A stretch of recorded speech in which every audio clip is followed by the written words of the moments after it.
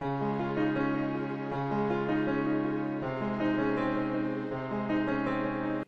ماي فريندز، اشتقت لكم بصراحة اللي على سناب شات، الناس يعني الطيبين الكويسين.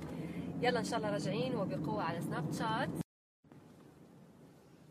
وانا بعرف انه كتير منكم حابين يشوفوا شوية تفاصيل من تحضيرات العرس، خاصة البنات اللي بيحبوا يعرفوا شو رح اختار لبس، شو رح اختار تصميم ديكور، الورد، كل هالتفاصيل. بس قبل كل هالشي، العروس طبعا شو بدها تهتم بشكلها وببشرتها، هذا اهم شي.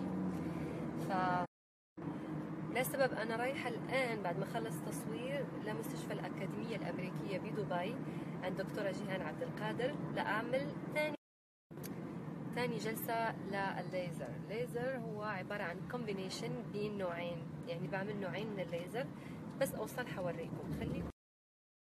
بالنسبة لفوائد واسم هالنوع من الليزر اللي راح اعمله ان شاء الله بعد شوي، حقول لكم عنه، حاعطيكم شو فوائده.